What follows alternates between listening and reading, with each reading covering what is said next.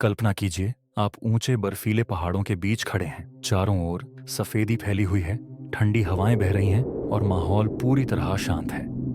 लेकिन जैसे ही सूरज की किरणें बर्फ पर पड़ती हैं, कुछ अजीब चीजें दिखने लगती हैं। आपके पैरों के नीचे कुछ कठोर चीज दबी हुई है। आप उसे साफ करने के लिए बर्फ हटाते हैं और जो दिखता है वह आपकी रूह कांप देने के लिए काफी है। एक टूटी हुई इंसानी खोपड़ी। आप इधर उधर देखते हैं और महसूस करते हैं कि यह सिर्फ एक खोपड़ी नहीं है, बल्कि चारों तरफ सैकड़ों खोपड़ियां और बिखरी हुई हड्डियां पड़ी हैं। यह कोई हॉरर मूवी का सीन नहीं, बल्कि भारत की एक सच्ची और सबसे खौफनाक रहस्यमयी जगह है, रूपकुंड झील, जिसे स्केलेटन लेक भी कहा जाता है। लेकिन यह सवाल उठता है, यहाँ इतनी ऊंचाई पर 800 से ज्यादा कंकाल कैसे आए? क्या यह किसी युद्ध का मैदान था जहां सैनिक मारे गए, या फिर यह किसी खतरनाक बीमारी का शिकार हुए थे, या फिर यह कोई प्राचीन श्राप था जिसने इन सभी को मौत के घाट उतार दिया? आज हम इस रहस्य के हर पहलू को जानने की कोशिश करेंगे, लेकिन सच इतना आसान नहीं है। रूपकुंड झील, जिसे स्केलेटन लेक भी कहा जाता है, भारत के उत्तराखंड राज्य के चमोली जिले में स्थित है।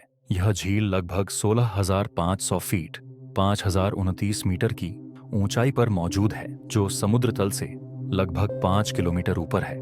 इतनी ऊंचाई पर पहुंचना किसी आम इंसान के लिए आसान नहीं है। यहाँ तक पहुंचने के लिए कई दिनों की कठिन ट्रैकिंग करनी पड़ती है और यह इलाका अक्सर भारी बर्फबारी और भयानक मौसम के कारण दुर्गम हो जाता है। लेकिन इस खतरनाक यात्रा के बावजूद 800 से अधिक इंसानी कंकाल यहाँ कैसे पहुंचे? रूपकुंड झील लगभग 40 मीटर चौड़ी है, यानी यह बहुत छोटी झील है, लेकिन इसके चारों ओर सैकड़ों इंसानी खोपड़ियां और टूटी हुई हड्डियां बिखरी पड़ी हैं। यह झील लगभग 9 महीनों तक जमी रहती है, लेकिन जैसे ही गर्मियों में बर्फ पिघलती है, यहाँ का सबसे डरावना दृश्य सामने आता है। इतनी ऊंचाई पर स्थिति कैसी होती है? यहाँ की हवा बहुत पतली होती है, क्योंकि ऑक्सीजन का स्तर समुद्र तल की तुलना में 40% तक कम हो जाता है। तापमान -5 से -10 डिग्री सेल्सियस तक गिर सकता है और अचानक मौसम बदलने से कभी भी बर्फीले तूफान आ सकते हैं। यहाँ तक पहुंचने के लिए नंदा देवी राष्ट्रीय उद्यान के घने जंगलों और ऊबड़ खाबड़ चट्टानों से होकर गुजरना पड़ता है। वैज्ञानिकों का कहना है कि इतनी ऊंचाई पर मानव शरीर ज्यादा समय तक जीवित नहीं रह सकता, तो फिर यहाँ 800 से ज्यादा लोगों के कंकाल कैसे आए? रूपकुंड झील का रहस्य सिर्फ हड्डियों तक ही सीमित नहीं है। इस झील के पास से गुजरने वाले यात्रियों और वैज्ञानिकों ने बताया कि यहाँ पर कुछ अजीब सा महसूस होता है। कुछ लोगों ने अचानक ठंड महसूस की, जबकि कुछ ने कहा कि रात में यहाँ किसी के चलने और फुसफुसाने की आवाजें आती हैं। साल 1942 दुनिया के कई देश द्वितीय विश्व युद्ध वर्ल्ड वॉर 2 में उलझे हुए थे। भारत भी ब्रिटिश शासन के अधीन था और ब्रिटिश सरकार की नजर हिमालय के ऊंचे इलाकों पर थी। उस समय H.K. माधवाल नाम के एक ब्रिटिश वन अधिकारी को आदेश दिया गया था कि वे हिमालय के ऊपरी क्षेत्रों का सर्वेक्षण करें। यह मिशन आसान नहीं था, क्योंकि यहाँ की कठोर जलवायु, खतरनाक पहाड़ी रास्ते और बर्फीली हवाएं किसी भी इंसान के लिए घातक साबित हो सकती थीं। लेकिन जब माधवल अपने दल के साथ रूपकुंड झील के पास पहुंचे, तो उन्हें वहां जो मिला उसने उनकी रूह तक हिला दी। झील के किनारे बर्फ में दबे थे इंसानी कंकाल। जब उनकी टीम इस छोटी लेकिन रहस्यमयी झील के पास पहुंची, तो उन्होंने देखा कि बर्फ के नीचे कुछ अजीब चीजें दबी हुई थीं। शुरुआत में उन्होंने सोचा कि यह पत्थर या पेड़ों की जड़ें होंगी, लेकिन जब उन्होंने बर्फ हटाई तो सामने एक टूटी हुई इंसानी खोपड़ी दिखी। शायद यह किसी यात्री की हड्डी होगी, यही सोचकर उन्होंने आगे और बर्फ हटाई, लेकिन जो उन्होंने देखा उसने उनके होश उड़ा दिए। पूरी झील के चारों ओर सैकड़ों इंसानी कंकाल बिखरे पड़े थे। कुछ हड्डियां झील के अंदर भी तैर रही थीं। ऐसा लग रहा था जैसे यहाँ कोई भयानक घटना घटी हो। क्या यह कोई युद्ध का मैदान था? माधवल और उनकी टीम को लगा कि यह पुराने सैनिकों की कब्रगाह हो सकती है। क्या यहाँ कभी कोई युद्ध हुआ था? क्या ये सैनिक किसी लड़ाई में मारे गए थे, या फिर यह किसी राजवंश के शासकों की अंतिम शरण स्थली थी? यह सोचकर उन्होंने ब्रिटिश सरकार को इस खोज की सूचना दी। जल्द ही भारतीय और ब्रिटिश वैज्ञानिकों की एक टीम इस रहस्य को सुलझाने के लिए यहां पहुंची। लेकिन जब इन कंकालों की जांच शुरू हुई तो जो सच्चाई सामने आई उसने सबको और भी ज्यादा चौंका दिया।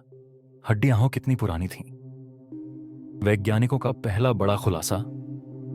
वैज्ञानिकों ने सबसे पहले इन हड्डियों की रेडियो कार्बन डेटिंग की, जिससे यह पता लगाया जा सकता है कि ये कंकाल कितने साल पुराने हैं। और जब परिणाम सामने आया तो ब्रिटिश वैज्ञानिक भी हैरान रह गए। ये हड्डियां 100 से 200 साल पुरानी नहीं, बल्कि 1200 साल पुरानी थी। यानी इन लोगों की मौत 850 ईस्वी के आसपास हुई थी। यह जानकर सभी चौंक गए, क्योंकि इतिहास में कहीं भी इस स्थान पर इतने बड़े पैमाने पर हुई किसी घटना का कोई जिक्र नहीं था। अगर यह युद्ध था तो इसके बारे में कोई ऐतिहासिक रिकॉर्ड क्यों नहीं है? अगर यह कोई प्राचीन सभ्यता थी तो इतने सालों तक इसके अवशेष क्यों नहीं मिले? लेकिन सबसे चौंकाने वाली बात तो अभी सामने आनी बाकी थी। क्या ये सभी लोग एक ही समय पर मरे थे? जब वैज्ञानिकों ने कंकालों की गहरी जांच की तो एक और अजीब बात सामने आई। इन सभी की मौत अलग अलग समय पर नहीं हुई थी, बल्कि 800 से ज्यादा लोग एक ही समय पर मारे गए थे। अब सवाल यह था, क्या यह किसी महामारी का नतीजा था? क्या यहां कोई प्राचीन नरसंहार मैसेकर हुआ था, या फिर यह किसी प्राकृतिक आपदा का परिणाम था? इतनी ऊंचाई पर किसी महामारी के फैलने की संभावना बहुत कम थी।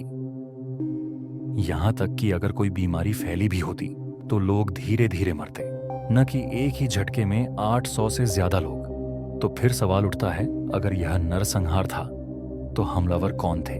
और अगर यह प्राकृतिक आपदा थी तो इतनी बड़ी संख्या में लोग यहां कर क्या रहे थे? 2013 में वैज्ञानिकों ने फिर से जांच की और मिला एक नया रहस्य। साल 2013 वैज्ञानिकों ने फिर से इस रहस्य को सुलझाने की कोशिश की। ऑक्सफोर्ड यूनिवर्सिटी और हैदराबाद के वैज्ञानिकों ने डीएनए टेस्ट किया और पाया कि इन कंकालों के 2 अलग अलग समूह थे। पहला समूह दक्षिण एशियाई लोगों का था, यानी संभवतः भारतीय तीर्थयात्री। दूसरा समूह यूरोपीय और मध्य एशियाई डीएनए का था, यानी यह सिर्फ भारतीय तीर्थयात्रियों की मौत नहीं थी, बल्कि यहाँ यूरोप के लोग भी मौजूद थे जो 1200 साल पहले हिमालय की इस ऊंचाई पर आए थे।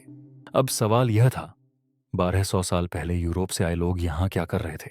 क्या वे व्यापारी थे? क्या वे भी किसी तीर्थ यात्रा पर थे?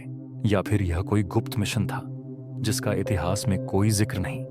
इतनी ऊंचाई पर इतनी बड़ी संख्या में भारतीय और विदेशी लोगों का एक साथ मरना, यह पूरी कहानी को और रहस्यमयी बना देता है। क्या यह किसी देवी का श्राप था? स्थानीय मान्यताओं के अनुसार यह झील एक प्राचीन श्राप से जुड़ी हुई है। कहा जाता है कि एक राजा अपनी रानी और सैकड़ों सैनिकों के साथ इस रास्ते से गुजर रहा था, लेकिन उसने देवी नंदा देवी का अपमान कर दिया। देवी ने क्रोधित होकर आसमान से पत्थरों की वर्षा कर दी, जिससे पूरा काफिला समाप्त हो गया। रूपकुंड झील का रहस्य दशकों से वैज्ञानिकों को परेशान कर रहा था। 1942 में पहली बार खोजे जाने के बाद कई बार इन हड्डियों की जांच की गई, लेकिन कोई ठोस निष्कर्ष नहीं निकला। कई सालों तक इतिहासकारों और वैज्ञानिकों के बीच यही बहस चलती रही। जब ऑक्सफोर्ड यूनिवर्सिटी और CSIR council of scientific and industrial research के शोधकर्ताओं ने इन कंकालों का गहन अध्ययन किया तो उन्हें चौंकाने वाले सबूत मिले। पहली बार वैज्ञानिकों को पता चला कि ये युद्ध लड़ने वाले सैनिक नहीं थे, बल्कि ये लोग तीर्थयात्री थे जो लगभग 850 ईस्वी में इस ऊंचाई पर आए थे। लेकिन अब एक और सवाल उठ खड़ा हुआ, अगर ये तीर्थयात्री थे तो इतनी ऊंचाई पर क्या कर रहे थे? यह बात वैज्ञानिकों के लिए सबसे ज्यादा रहस्यमयी थी। इतिहास में कभी भी भारत और यूरोप के लोगों के इस तरह एक साथ हिमालय में यात्रा करने का कोई रिकॉर्ड नहीं मिलता। अब वैज्ञानिकों को यह तो पता चल गया था कि ये लोग तीर्थयात्री थे, लेकिन उनकी मौत एक साथ कैसे हुई? जब उनकी खोपड़ियों की बारीकी से जांच की गई तो वैज्ञानिक हैरान रह गए। लगभग हर खोपड़ी पर गहरे गोल निशान थे। ऐसा लग रहा था जैसे किसी भारी चीज की मार से खोपड़ियां फट गई हों। कई कंकालों की हड्डियों पर भी चोट के निशान पाए गए, लेकिन कोई भी कटाव या तलवार से हमला करने के निशान नहीं थे। यानी यह किसी लड़ाई या युद्ध में हुई मौत थी। अब सवाल यह था, क्या यह कोई भयानक हिमस्खलन था? क्या ये लोग किसी अज्ञात बीमारी के कारण गिरकर मर गए थे, या फिर यह कोई अजीब प्राकृतिक घटना थी जिसका इतिहास में कभी जिक्र नहीं किया गया? आखिरकार जब वैज्ञानिकों ने घटनास्थल और कंकालों के घावों का विश्लेषण किया तो उन्हें एक चौंकाने वाली थ्योरी मिली। ये सभी लोग एक भयंकर ओलावृष्टि हेलस्टॉर्म में मारे गए थे, लेकिन यह कोई साधारण ओले नहीं थे।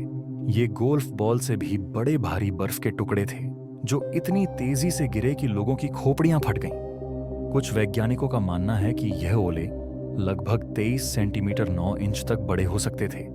ये ओलावृष्टि इतनी जबरदस्त थी कि इन लोगों को भागने का मौका भी नहीं मिला। अब यह साफ हो चुका था कि इन 800 से ज्यादा लोगों की मौत एक ही समय में एक भयंकर ओलावृष्टि से हुई थी। क्या यह सामान्य घटना थी या कुछ अनोखा?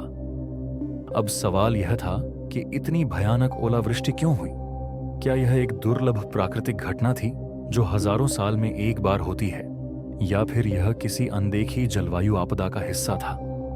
और सबसे महत्वपूर्ण, क्या यह घटना दोबारा हो सकती है? इतिहासकारों का मानना है कि ये तीर्थयात्री नंदा देवी की वार्षिक तीर्थ यात्रा के दौरान यहां आए होंगे। लेकिन अगर यह सच है तो सवाल उठता है, अगर यह तीर्थ यात्रा हर साल होती थी तो क्या अन्य यात्रियों ने भी इसी तरह की मौत का सामना किया होगा, या फिर यह सिर्फ एक बार हुई आपदा थी जिसने इन 800 लोगों की जान ले ली? लेकिन क्या यह पूरी सच्चाई है? कुछ वैज्ञानिक इस थ्योरी को पूरी तरह स्वीकार नहीं करते। उनका मानना है कि ओलावृष्टि केवल एक कारण हो सकता है, लेकिन हो सकता है कि कोई और फैक्टर भी इसमें शामिल हो। कुछ स्थानीय लोग अब भी मानते हैं कि यह किसी देवी के क्रोध का परिणाम था। क्या यह रहस्य कभी सुलझेगा?